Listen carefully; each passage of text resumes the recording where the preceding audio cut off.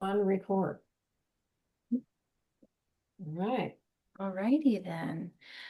So thank you again for being here. I also want everybody to know if you have a question.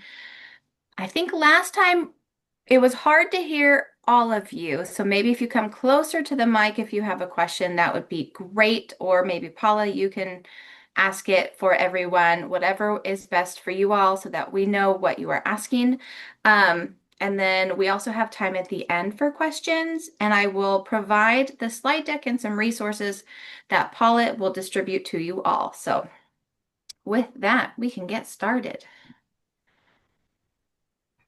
So today we're just going to provide a high-level overview of school Medicaid program, discuss what needs to be in the individual plans of care, covered services, supporting documentation, ICD-10 codes, procedure codes, and modifiers. So like I said, please feel free to raise your hand. And with that, we'll go ahead and get started. So next slide, please. All righty. So Medicaid is a state and federal partnership focused on funding health and medical services for enrolled beneficiaries. Medicaid reimburses education agencies for medically necessary and appropriate Medicaid covered services for children and young adults birth to 21, provided pursuant to an individual plan of care, also called an IPOC. And as you may all have heard, due to federal approval of two state plan amendments, the Oregon Health Authority has recently implemented updated school-based health services Medicaid rules effective September 6th, 2024, and expanding covered services and billable provider types. And OHA is taking a phased approach to implement the expansion of Medicaid covered services and provider types. And as we go along today, Lisa will also provide some updates about a recent rule implementation. Next slide. The Oregon Health Authority is Oregon State Medicaid agency and as such has the authority over the school-based health services Medicaid program and associated rules and regulations. ODE is Oregon State Education Agency and is primarily responsible for the state supervision of public elementary and secondary schools. As it pertains to school Medicaid, ODE provides support to education agencies, works to align education systems and processes in schools, interprets education rules and regulations, and helps navigate the crossover between health and education. And as you all can see here today, ODE and OHA partner together to provide support to education agencies. Next slide. So there are two types of school-based Medicaid billing. Ideally, these programs work in tandem to provide administrative support and healthcare services. The Medicaid Administrative Claiming MAC program provides reimbursement to education agencies for activities related to the administration of Medicaid, such as referrals to medical services with an related to the with an Oregon health plan and enrolled provider, so such as assisting a student or family in enrolling in the Oregon Health Plan and coordination of Medicaid covered health services. Direct service billing provides reimbursement for covered health services provided by medically qualified individuals pursuant to an individual plan of care. And direct service billing for ages birth to 5 are done by EIECSE programs, and these programs are required to bill Medicaid per their contract with ODE. Education agencies may also bill for direct services provided to students kindergarten through age 21, and there is no requirement to bill Medicaid for K through 12 services. And today we are going to be focusing on the direct service program. Next slide. So this slide shows what IDEA and non-IDEA services are covered under the school-based health services program. The services covered under the SBHS program include assistive technology, audiology, behavioral health, dental, nursing, OT, PT, physician services, and speech language pathology services. SBHS covers both services that are planned for under an individual plan of care, as well as episodic occurrences of health conditions. So, for example, for a Medicaid enrolled child with diabetes, the education agency could be reimbursed for nursing services for a child receiving daily glucose monitoring, as well as any episodic occurrences of low blood glucose. And SBHS covers the health services related to these services, as well as the evaluations and assessments for these services. Next slide. Shelby mentioned earlier, everybody, that the Oregon Health Authority is expanding their rules and revising them, and they'll soon be, next week, they should be effective. And this slide will then include types of service for unplanned services, such as like crisis intervention. It will also include personal care services. So those things you'll see added as well. There we go. Thank you.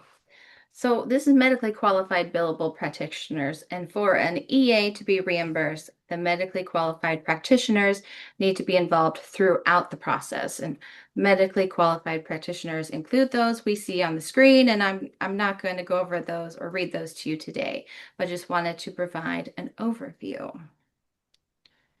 Next slide, thank you. So this is meant to serve, again, as a high-level overview of Medicaid requirements to provide a general idea of how the program works. So an education agency may bill Medicaid for health services provided to a child or a young adult when enrolled with OHA as a school medical provider. Annual cost rates are reviewed and accepted by OHA. Parent or guardian has received written notification and consented to allow necessary information sharing to bill Medicaid. The child or young adult is Medicaid enrolled and receiving Medicaid covered services identified in an individual plan of care, and the health service is provided and documented by Medicaid enrolled medically qualified practitioners within the scope of their practice and in compliance with their respective board rules. So I'm going to pause here and see if anybody has any questions.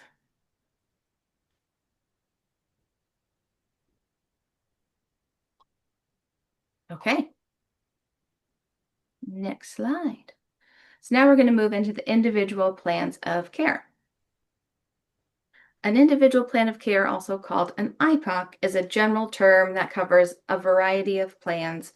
And I want to emphasize here that IPOCs are not intended to be a standalone document, and they must include the effective dates of the IPOC, the specific child or young adult's name, the education agency's name, and each necessary and appropriate health service category, including the nature, extent, or units of service and the therapeutic value for each service. Next slide. And with all required supporting documentation, the following plans may serve as an IPOC. So an IEP, IFSP, individualized health plans, IHP, and any individualized health or behavioral health plan containing the required elements, which may include but are not limited to the following plans of care. So for occupational therapy, physical therapy, and behavioral health. And these following services may be performed in relation to or in the development of an IPOC, but do not need to be listed specifically in an IPOC. And these include evaluations and assessments, care coordination and consultation when provided as directly related to school-based health service specified on the IPOC, and episodic occurrences for chronic conditions such as seizures, allergies, and asthma. And in the absence of the IPOC, the supporting documentation for these services must include all elements required to bill Medicaid. And now I'm going to pass it along to the wonderful Eli Sanders. Sleepy Eli Sanders. It's first day of school here today, so I don't know if it's first day of school there yet or not, but I have sympathy for everyone welcoming, in my case, a bunch of middle schoolers. So some of this I think will be review for folks, for the nurses in the room, but we wanted to highlight a couple areas of, related to the intersection of education and Medicaid. So just real briefly, and much of this could be its own training, certainly 504 work, and IDEA could be its entire, its own training in its entirety. However, for today, just high level, Individuals with Disabilities Education Act and Section 504 are the two really important rules that ensure access for any student, regardless of their disability. And in relationship to Medicaid, oftentimes health, uh, you know, a health condition will qualify under one or both of these. And so for Section 504, or sorry, for Individuals with Disabilities Education Act, students have IEPs, which historically have been billed for, and I know GAPS has worked with under that billing.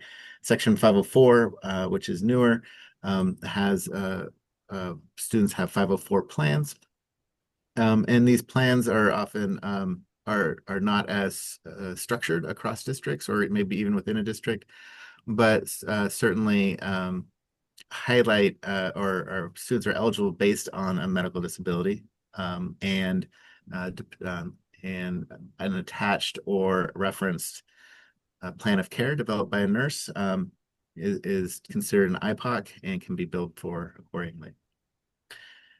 Next slide.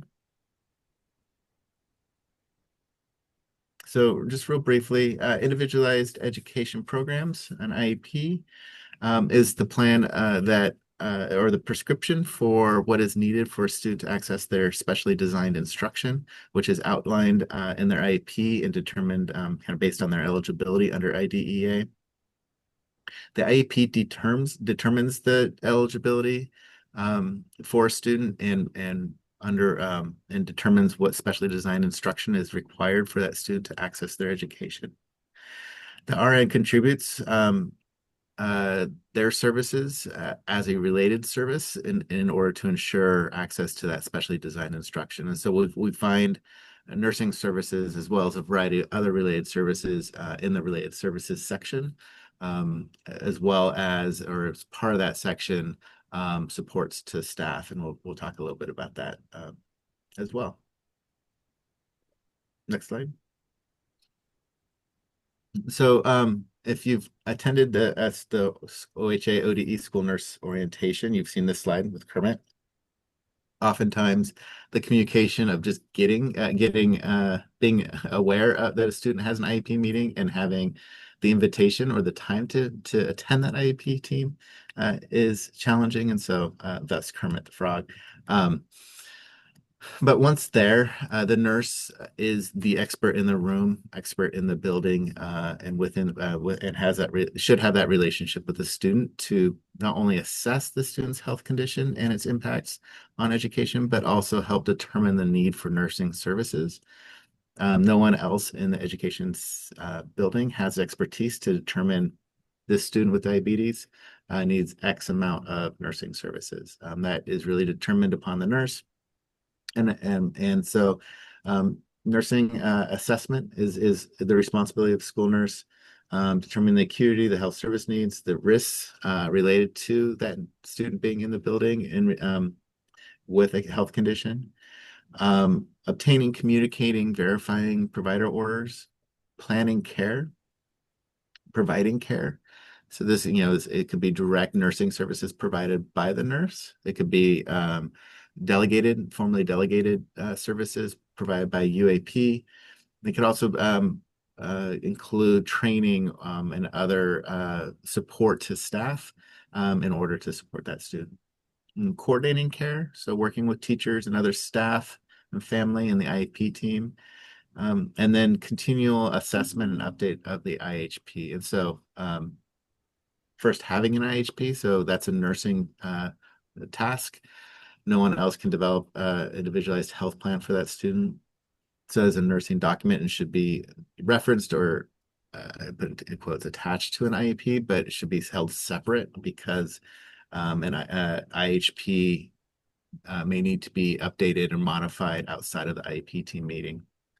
Yeah, it's a collaborative process, and so there's oftentimes conversations at the IEP team meeting to kind of problem solving, access, and supports to students to ensure that they can attend school within the current kind of structure of the school district. Next slide. And please, well, Shelby said put questions in the chat or come up, but you can also wave your hands and we can pause.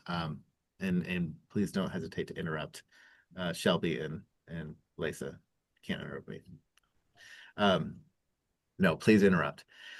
This this is an example of an IEP, how nursing services show up in an IEP. It's each IEP looks a little bit different depending on the on the software used or the process within the school districts. However, it should include what type of service is being required as per the IEP. So in this case, it's nursing services.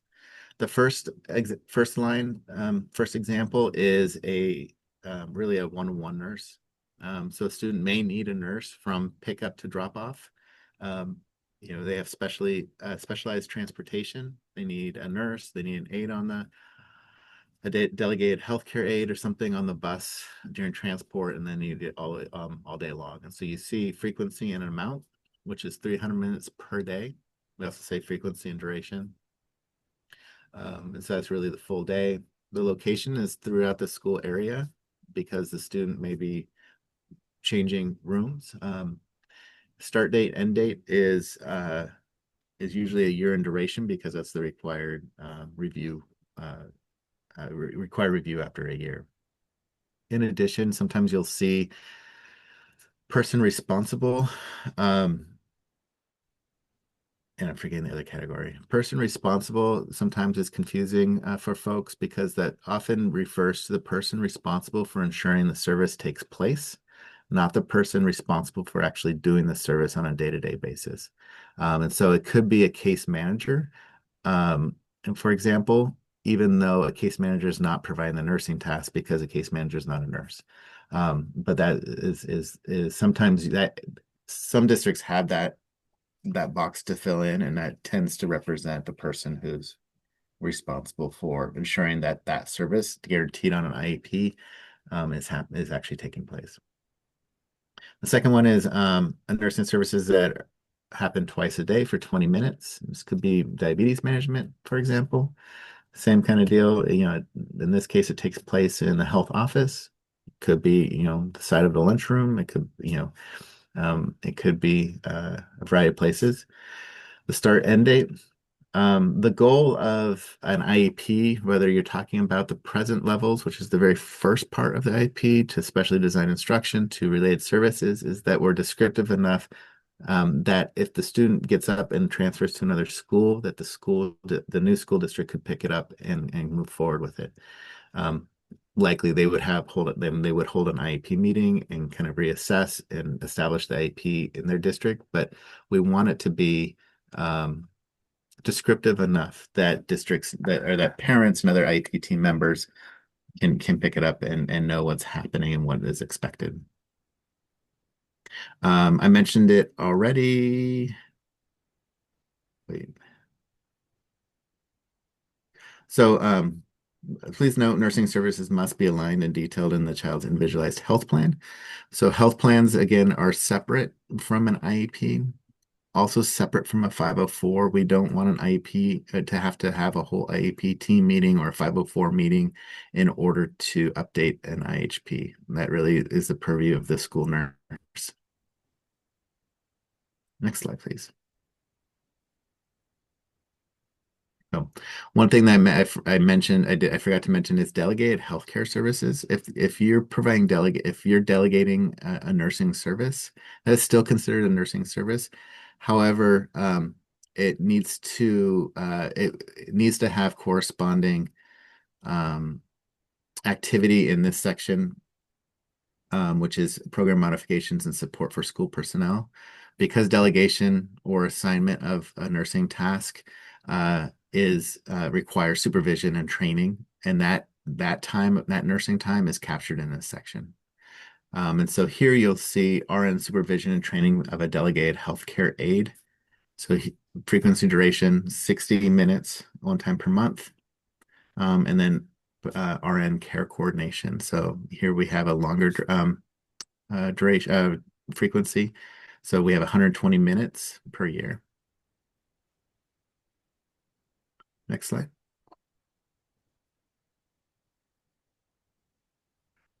So I mentioned this already a couple times. A 504 plan is separate it should really be separate that from the individualized health plan. Um, it should be referenced and can be kind of a prescriptive document or a kind of a plan to follow and be pointed to in a 504. But 504 is a document that's guaranteeing that service, the description of the service and the IPOC, or in this case, plan of care is managed by the nurse and updated as needed.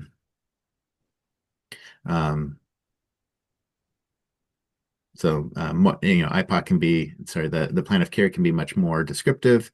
It can outline and Lisa will get into what is now required or going to be required in relationship to detail within the health plan, but a separate document. Next. And I'm a little scattered, a little bit more this morning. It's first day of school. Got the kids out, but my brain's still recovering. One of the big difference between the IEP and a 504 is that specially designed instruction. So the qualification for or the eligibility for under IDEA is really the need for that specially designed instruction. And then within that are the related services, nursing services in this case, that are required based on a student's disability, in our case, a health condition. Um, the services that are required for that are found in the related services. The 504, on the other hand, doesn't address specially designed instruction. It only addresses accommodations that are required for students to access their education. And so both plans address and guarantee services, in this case, nursing services. However, the 504 it's simpler. In that it's looking just at accommodations and not the actual instruction and modification to the curriculum. Any questions? The RN care coordination under the support services, is that different than the RN consulting under related services? I was unable to hear that. I'm sorry. Okay. If I think that they'll have to, yeah. Hello, hi, how are you? Is the RN care coordination piece that you had under the support services, is that different than the RN consulting minutes that you have under related services? RN consulting services under related services. Yeah, we usually have, I wish I had an example, but services under related service, a nursing service under related services, does the protocol time need to match the nursing minutes under related service? yeah, because we normally we'll put RN consult 120 minutes a year. That's not the, Oh, that's not. it's just the direct service. That's the direct service. I wish I had one right in front of me. So consults under a different. That's right. section Yeah, of but it's not the same one that you guys had mentioned there with the support services. So I just wanted to make sure that we're putting it in the right section, I guess. And if the RN consult is the same or different than the RN care coordination. So, I mean, I would defer a little bit maybe to Lisa here, but as it relates to IDEA, I think the school districts do it a little bit different depending on their process and procedures. But generally speaking, we're looking for clarity, and so services that are being provided directly to a student. So whether that's direct nursing services, direct care, or delegated services, provided by UAP would, in my mind, best be put under related services. And then services that are being provided, in support of other staff. So consult, training, supervision would go under that second section, program modifications and support for school personnel. The key is how your billing system and software line up to when that service is being claimed, making sure that it's pulling on those minutes. Is that? Yeah. Yeah, that it sounds like they're the same thing basically, but we're just calling it something different, I guess. right, thank you. What was your name? Anna Marie Ford. Anne Marie. Nice to meet you. Who's fabulous, by the Yeah, way. nice to meet you. I just like to know who I'm talking to. Anne Marie, I think those are really good questions. I would say that, we always, share the disclaimer that Medicaid doesn't drive the IEP process, and it doesn't. But how you end up writing the IEP could drive how you bill Medicaid. So in that way, I want to express that. I'm going to go back to this previous slide that Eli had real quick. Oops, somehow oh no, don't want that. Somehow I got my little pointer moving somewhere. In the way. Okay. So in some ways, when you just put in like the nursing services, like that second entry, it's going to be assumed that it's kind of all inclusive of potentially your direct services if you're providing them. If you're providing consultation, depending on how you write this, if you break it apart, then it will be, your time will be validated against the time that's indicated separately. If you were to just put all nursing services and all of the minutes that you intended to provide were under that title, then Medicaid's just going to look at it like you have, for example, if it didn't say one-to-one nursing services and it just said nursing services, 300 minutes per day, they're going to let you bill all your services up to 300 minutes. And then they're going to cap it for the IUP date range. To Eli's point, this next slide that identifies like supports to personnel. This is where if you're providing delegation, supervision over the delegatee, like all those things where you might be coordinating care with physician, classroom teacher, parents, those kind of things, this care coordination can also end up under related services. But as long as it's on the IEP or the IPOC is the most important component. It's not necessarily like, as long as it's for Medicaid billing, as long as it's there and it's identified with minutes you'll be able to capture it. So I want to make sure that it's not, like I said, Medicaid's not driving the IEP writing process. It's just kind of like, as long as it's there and identified, then you're good to go. I hope that helps. Are there any other questions about that process before we move into covered services? I want to make sure everyone has a chance to. And Anne Marie, thanks for coming up. I know that probably feels a little weird, but we love it. So thanks for coming up. We could really understand you well. Okay. I'm going to move into covered services. So a couple of things about services that are covered under Medicaid must meet the criteria of what we have a definition of medically necessary and medically appropriate. This is both our Oregon definition and the federal definition. There are multiple criteria or multiple components of this definition, but we have essentially generalized the two that really impact your component of this decision making. So to bill Medicaid for a service, it must meet these two criteria. It has to be safe, effective, and appropriate for the Medicaid enrolled child, and generally recognized by the relevant scientific community as based on best available evidence. And then impactful in improving access to care, the ability to actively participate in care, work, school, or social activities, not solely for the convenience of the Medicaid enrolled child or the provider of the service. Any questions on that? Medically necessary and medically appropriate are, as we mentioned before, this is the criteria in which you can bill Medicaid. If they don't meet that criteria, then you're not to bill Medicaid for the services. There is and has been a requirement to have a practitioner written recommendation.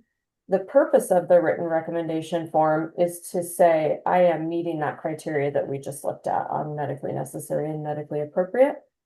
And that is going to be removed in our rules moving forward. We have rules under revision that are to be effective September 2nd and retroactively effective till July 1st. And what that means is OHA and ODE have done an extensive amount of work to identify all of the layers of effort that happen in your evaluation processes, in determining eligibility and all those things that are already happening. So rather than making duplicative work by adding just that piece of paper, we're showing that you guys already kind of meet those requirements by the efforts that you already have in place. And so that is going to be removed out of the rules, which means for this year, for 2025, services that were rendered from January 1 through through June 30th, 2025, would still have the requirement of that practitioner written recommendation. And then moving forward, anything rendered from July 1 through the end of the year would not require that as a separate component. So that's an important thing for you guys to note, and it's hopefully a win for one less piece of paper that you have to fill out and track and complete. And so we're excited about that. So that's a nice update for us that will be coming with the rules. Just a kind of a little bit of a tag. We do have the rules coming out. We also have a webinar that's going to address those rules and kind of all the major components that are changing or being revised in those rules. That's happening on September 15th.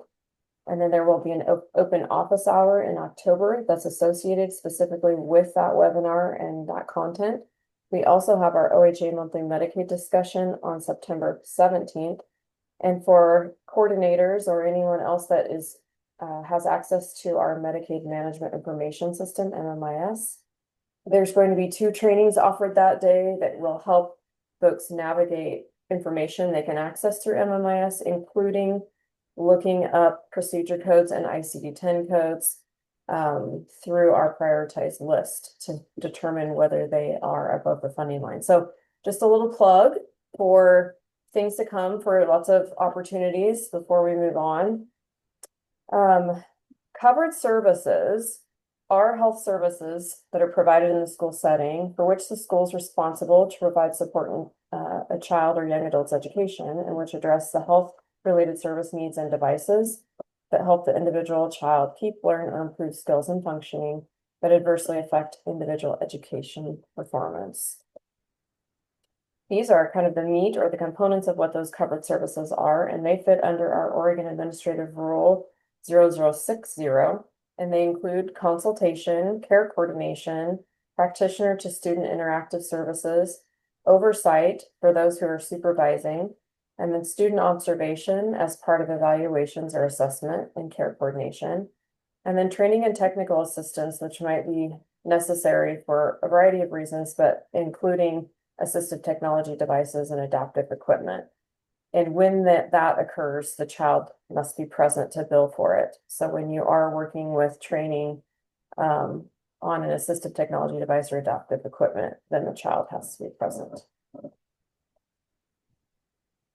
Nursing tasks in Medicaid. For those that are to be billable, you have to have the appropriate licensure. And so right now we have nurse practitioners, registered nurse, a licensed practical nurse, and then an unregulated assistive person under nurse supervision, an RN supervision, can also bill. And that might look like a variety of titles in your school district: educational assistant, instructional assistant, classroom teachers, and so on. Coming soon in these new rules will also be personal care services. Personal care services are not delegated nursing services, but those services that are acts of daily living, such as feeding and bathing and potentially diapering, that don't also include a nurse delegation, such as like skin integrity monitoring. And those are going to be covered services under a nurse supervision if they're on a plan of care and supervised by the nurse. I'm going to pause there to see if there's any questions about covered services. Okay. These are some examples of delegated nursing tasks: gastrostomy tube feedings, intermittent catheterization care, tracheostomy sectioning, administration of injectable medications. And then, of course, we have, these are not delegations, health assessments. And then, of course, there is the actual delegation, the training. So when the nurse is demonstrating the task, and then, of course, supervision of that unlicensed personnel that you're delegating to. These are all covered nurse services. Any questions on that? Those are just some samples. That is not an all-inclusive list, I will say that. Some greater examples of like nursing tasks. So the school nurse changes a diaper, and this doesn't have to be the school nurse. Of course, this could be delegated out and to a UAP. But a school nurse changes the diaper of a nonverbal medically fragile 8-year-old. During the change, the nurse checks for skin integrity and notes mild redness on the sacrum. The nurse applies barrier cream for the plan and documents findings and notifies the parent and the team. The services that are billable would include the skin assessment and the implementation of the care plan. So judgment by the nurse of what's required and then application of the barrier cream. What's not billable is the diaper change, like routine personal care. This is about to change. So this is a really important distinction. That diaper change, if for the delegation, if there's a nursing protocol in place, for example, like I mentioned before, for skin integrity monitoring, and in order to access looking at the skin, you need to change the diaper, then it would be all inclusive of that time.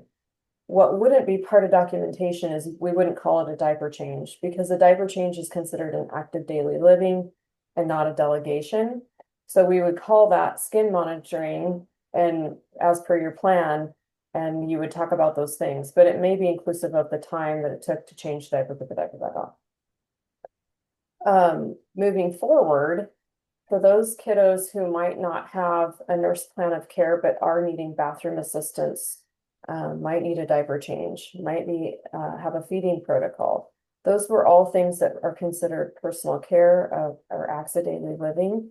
And if they don't have the component of a nurse delegate, like a delegated nursing task, then they are billable moving forward when the new rules are effective as personal care services. So I just want to point that out that this has never happened yet in Oregon for schools, and so this will be a big change, and they'll need to be that distinction between services that are delegated and would be billed as such that way versus services that fit under personal care. Okay, any questions on that? Okay. Also included are evaluation and assessment. Evaluation and assessment for services are procedures used to determine a covered health-related need, diagnosis, or eligibility on an individual plan of care. Education agencies can bill for part of the evaluation, reevaluation, or assessment regarding the need for a health service on the plan of care, or to develop, review, or revise those components. Part of the initial evaluation, you can include the written report and observation, like review of records.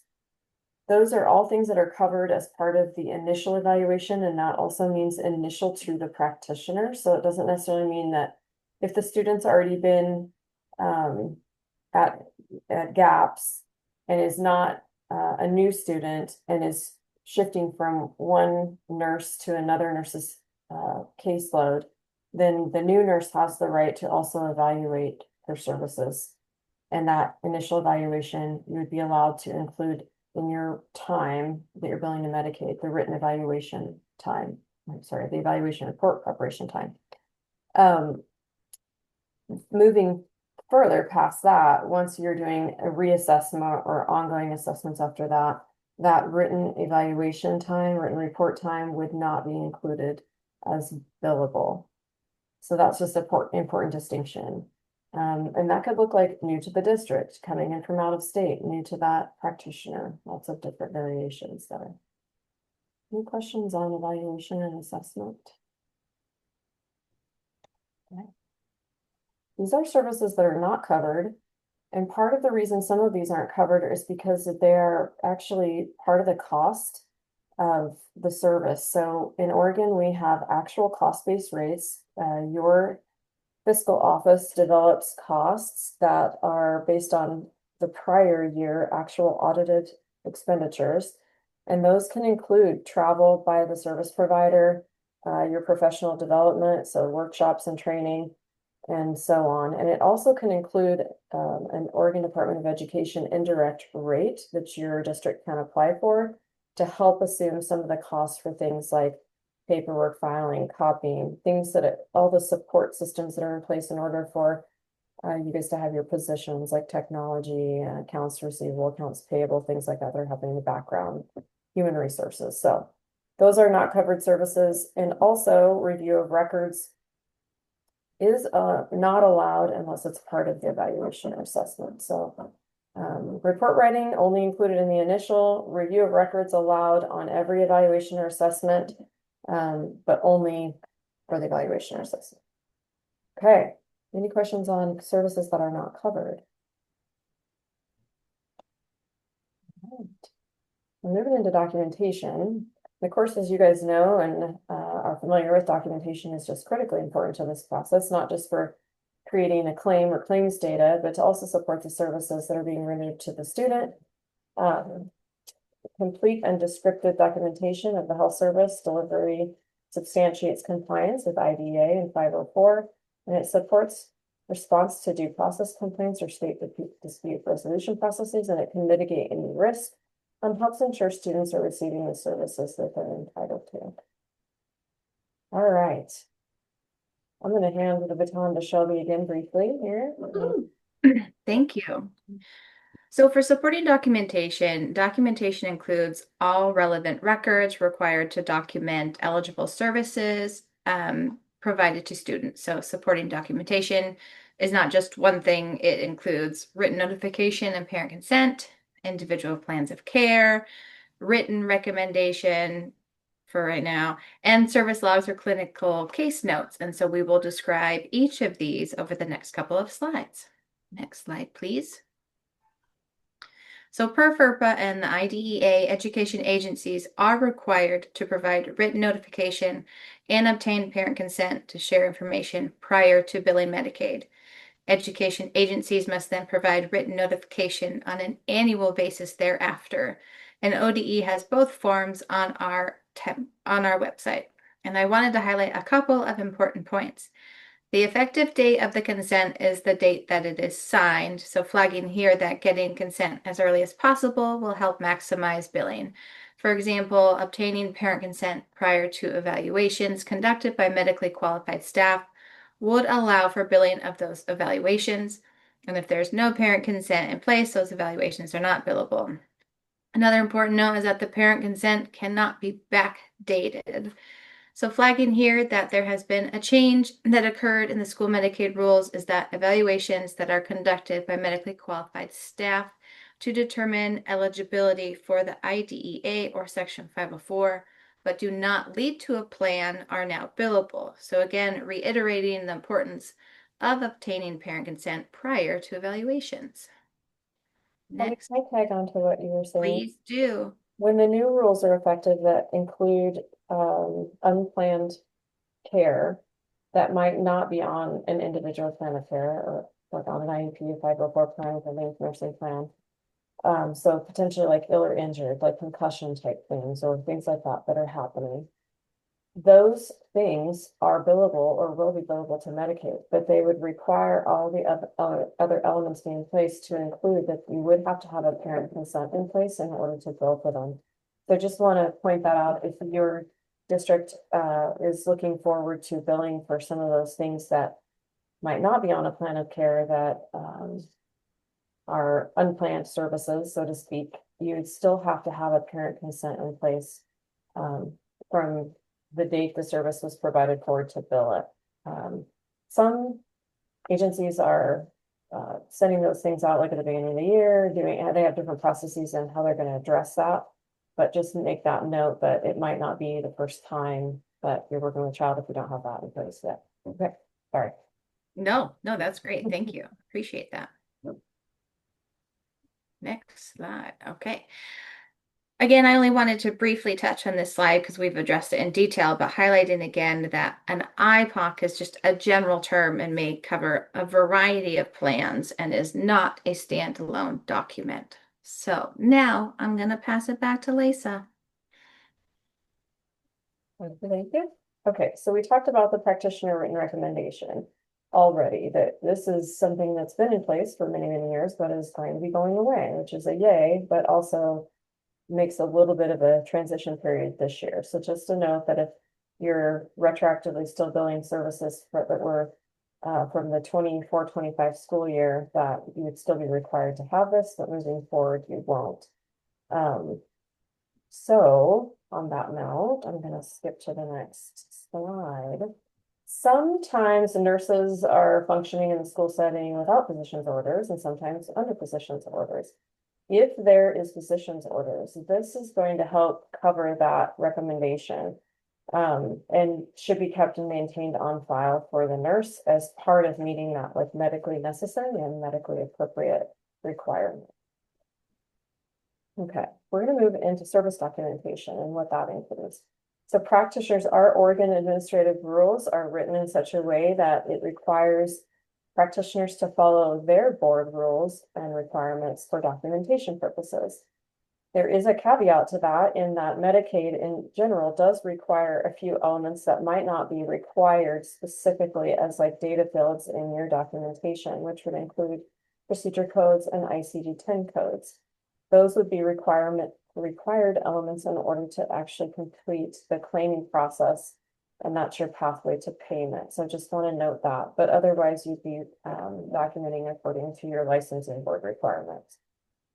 Generally, service documentation includes the date, location, and duration of the service, the practitioner's name, the student's name, and if there's a supervisor or supervisory level RN over a delegated healthcare person or UAP, as it's called in the Nurse Practice Act, that would also require the name of the supervisor. Some key considerations when you're documenting, we have normal audits on all states in the United States by our federal agency to our state agency, but that ends up resulting in a review of records of anyone who's billing Medicaid to include those in the school-based setting. So small amounts of claims end up getting pulled randomly at different locations across Oregon about every 3 years for review, just to make sure the state agency is doing the job that it's supposed to be doing and paying appropriately. One of the components of that is they would be looking to ensure the date that was paid in a claim did not fall on a date that the child or the practitioner was absent. So one of the requirements of documentation that is maintained typically probably by your Medicaid coordinator by the school district would be a negative attendance. And so they're going to look at dates the student were absent and ensure that there wasn't a claim date also paid on that date. So just when you're documenting, make sure that the date isn't a weekend, a holiday, or a date the student was absent, just kind of a recheck. And then it is required to identify the location of the student. But when telehealth is being provided, it's also important to identify the location of the practitioner. So in one of our previous trainings, I think folks were concerned about how detailed that needs to be. And I'll give some examples. For example, if the student is at school at their elementary school, Willow Elementary, you don't need to break it down as far as like classroom or space or where on campus, it's just Willow Elementary. For the service provider, you'd be identifying like city, state type location, just to identify like if the practitioner's out of state. So that's important. When you're documenting, it's important to document all minutes that you're rendering. Some of your, and I think, well, I don't remember what billing vendor GAPS is using. Are they using Ormed or Desktop Cs? Desktop. Okay. So in Desktop Cs, you guys have validation features, which will take like the minutes off your plans of care, whether that's an IEP or an associated, like 504 with an associated nursing plan or whatever that looks like. Your plan of care has minutes on it, and you're not to exceed those minutes, with the exception of evaluation assessments don't validate against that time. Unplanned services don't validate against that time. And some of your care coordination, like your time in an IEP meeting, wouldn't validate against that time. So it's important to document all minutes in full. The system that you use for billing will ensure that you don't exceed the prescription for the minutes on that doc on your IEP or FSP or whatever the individual plan of care might be. Sometimes, and the reason for this third bullet is that if there isn't that validation feature, it would be important to note like what time you might be documenting for some things that you're not wanting to build a Medicaid or you're not intending to build a Medicaid.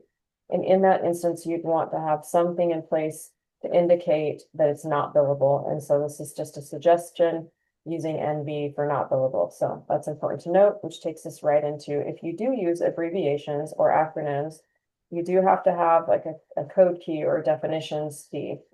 So if you're using certain protocols or acronyms for different things that you guys are providing, services you're providing, you would want to have a key that would help a lay person interpret what those are if they were reviewing documentation.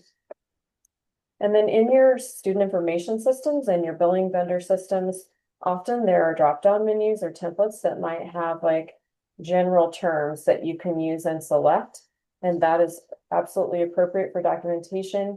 But you would need to also include like unique documentation for the specific responses that student is giving. So no time would you be just completely copying and pasting from student to student or one entry to the next. So that's important to note. I'm going to pause there. Are there any questions so far on service documentation?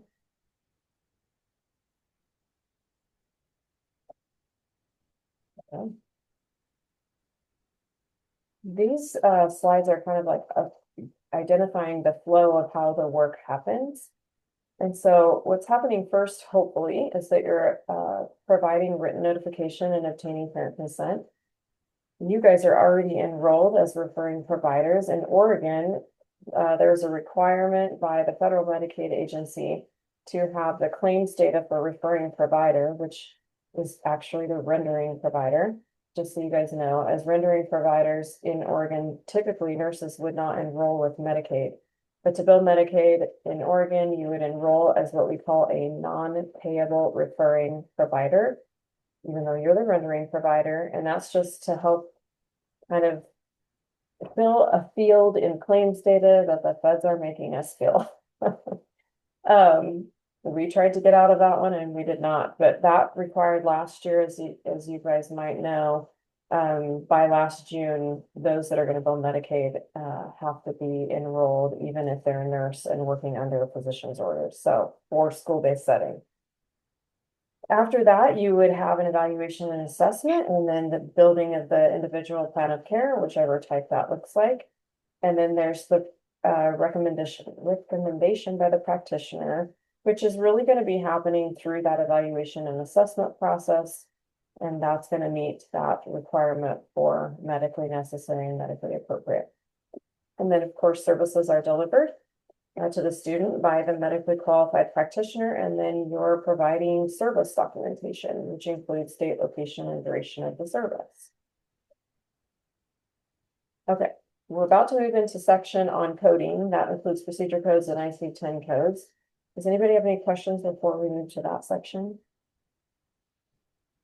Okay, so one more plug about this. We've had lots of questions lately about what codes are covered, what codes are not covered, what's above the funding line, what's not, what can we use, what can we not. And so it's really important to note that the Oregon Health Authority is not allowed to provide you with like a blanket list of ICD-10 codes that are that can be used. So it's up to the practitioner to determine what ICD-10 code is going to be applied. And I want to make sure that that's known up front, but I do want to also point out what I mentioned before is that we are going to provide some training opportunities for your Medicaid coordinators or anyone else who wants to attend on the 17th of September in how to use our Medicaid Management Information System known as MMIS and the prioritized list in Oregon to do lookups of codes to ensure that they're above the funding line. So I want to make sure that that's understood too, and that we're providing some opportunities to help you guys have the tools to research for yourselves. I'm going to talk a little bit about ICD-10 codes. We kind of classify them into two types. Of course, there's way more detail in this in real life, but for this setting, we are calling the overarching or umbrella codes a primary diagnosis code. And then we're calling those codes that might be assigned based on the reason you're providing treatment a signs and symptoms code. So just a little bit of distinction there. If there is a primary diagnosis code or an assigned code by the physician, and it fits the reason you're providing service, it's best to use that code. You're allowed to connect with a physician or have, if the parents have obtained that through documentation and are providing it to you, you are allowed to use that code that the physician is using. If the child does not have a primary diagnosis or a physician's diagnosis that fits the reason you're providing services, you can use ICD-10 codes that represent this reason you're providing service. These are examples of what that might look like. So some overarching example, for example, might be autism spectrum disorder. And of course, we've used some examples that are more speech related and maybe not yours, but a child might have autism or be diagnosed with autism, but the reason an SLP might be providing services to the student would be that they have a receptive expressive language disorder and that they're working on that component. So they would have the option to use either the primary diagnosis, F84-0, or F82 for the mixed receptive expressive language disorder. So I'm going to pause there and just ask if there are any questions, if you guys have any thoughts. You guys have been an easy group. No questions. Okay. Next slide. This is a link to our current procedure codes. So we just talked about ICD-10 codes that represent what the condition of the child, the medical condition of the child. Procedure codes are representing what the work is that you're doing with the child. This is our link to our billing matrix. I think we're just about to update it with maybe 4 more codes to add for group therapy for behavioral health, actually, that shouldn't impact you guys. But this is linked to our OHA webpage for school-based health services. And it does reflect the codes that are available right now and turned on for use for the education setting for procedure codes. Procedure codes for nursing, codes that represent services by those in the nurse category include T1001. This code can be used for nursing assessment or evaluation. This code can be used on nursing assessment and evaluation for any type of care plan. T1002 for any RN service, T1004 for that UAP or delegated healthcare person. And then 99203, this is an office or other outpatient visit for evaluation and management of a new patient. It requires a medically appropriate history and examination and a low level of medical decision-making. The 99366 could be for a Medicaid team conference. I want to point out that there are codes that you guys that are not these codes that are considered IEP related or IDEA related, so IEP, IFSP related bundled codes. Those codes are still available and can be used by any practitioner. So procedure code T1018 can be used by any practitioner to indicate like the direct services that they're rendering. Code T1024 can be used by any practitioner for assessment and evaluation, but only when it's related to IDEA evaluation. So, and only when it's related to IEP, IFSP components. So that's important to note, they're associated with IDEA. Your procedure codes G9005, G9007, G90012 are also what we call care coordination codes, and those are still available and turned on for your use. G9005 can be used by any practitioner for IDEA related components for consultation and care coordination. G9007 can be used for your time in an IEP, IFSP meeting. That includes the time that the practitioner is using their medical expertise only. And then G9012 is also available for use, and that is a temporary use code, meaning the child is already on a plan of care and a new condition or a new suspected condition has come up and the practitioner is needing to consult or have care coordination that exceeds what's already on the plan of care for this new condition. That's to be used in the interim that the plan of care needs to be revised or adjusted. So an example of that might be a child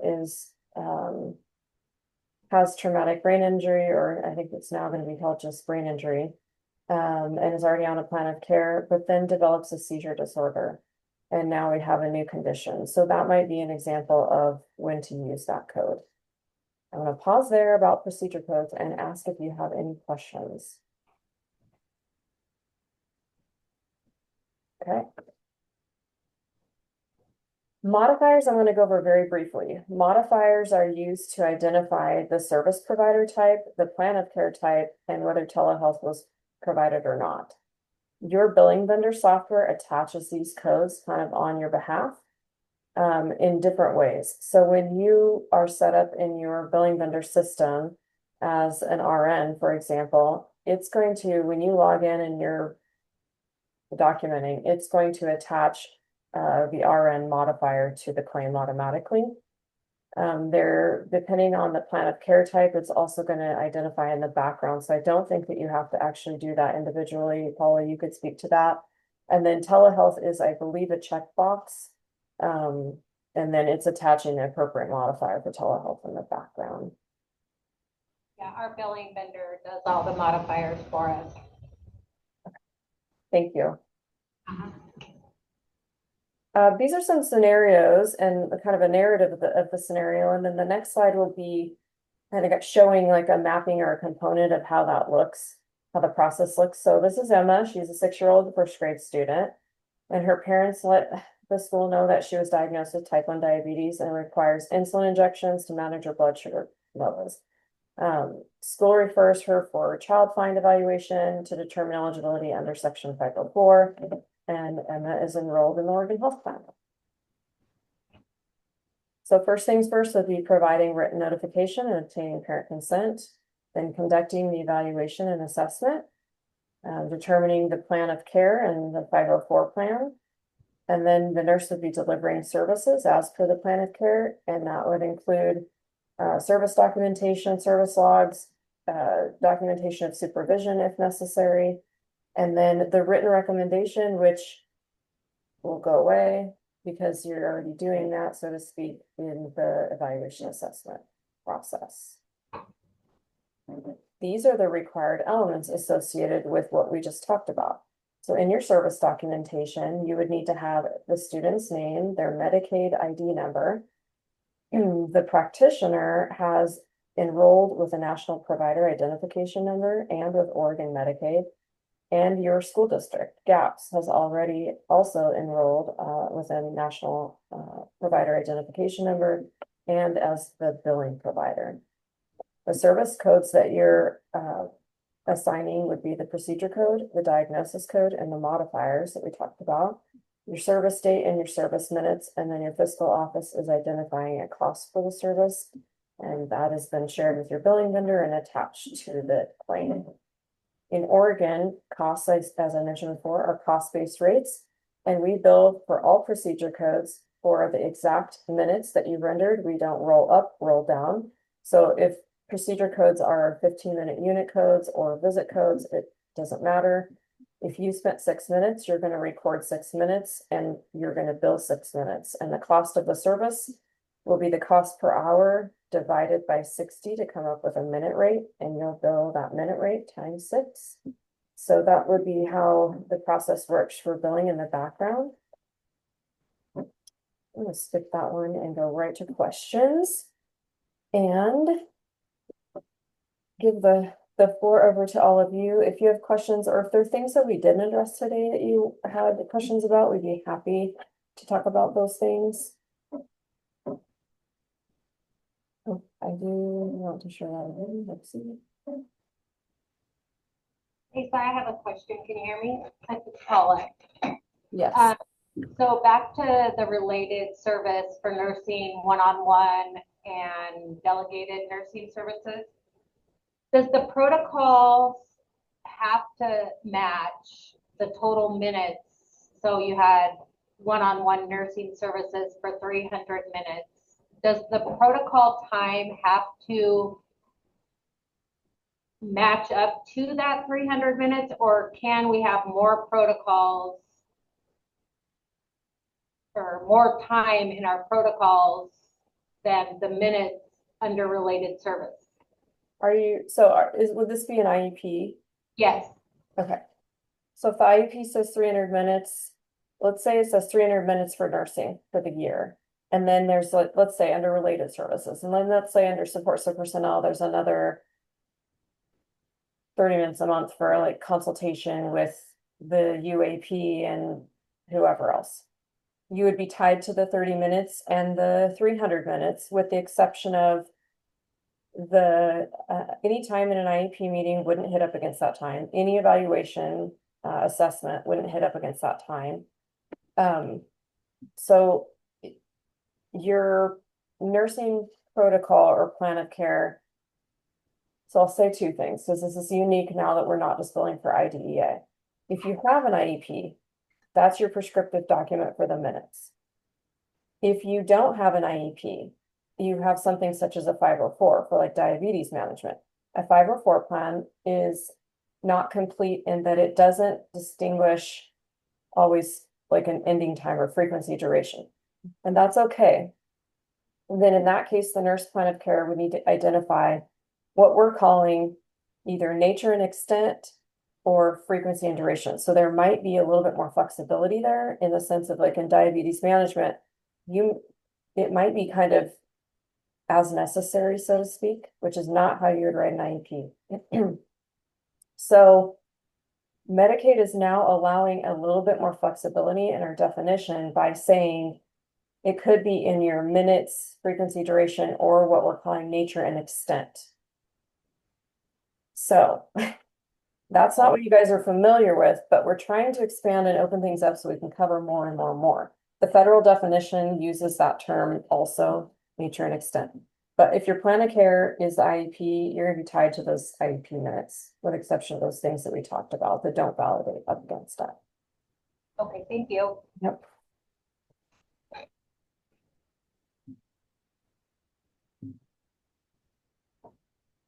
Any other questions?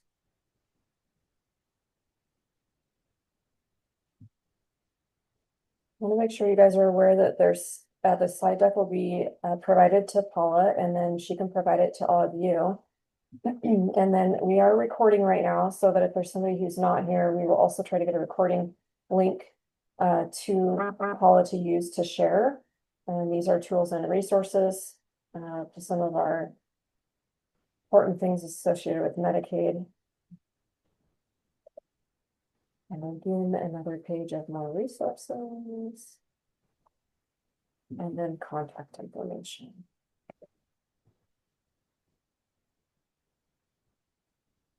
Any other questions, you guys, before we hop off? We sure appreciate your time and Yeah. contribution and all the things that you're doing. We wish you guys the best in your new school year 25-26. We hope it goes well. Thank you, Thank you Lisa. so much. Thank you, everyone. Have a great day. Thank you, everybody. Thank you, Shelby.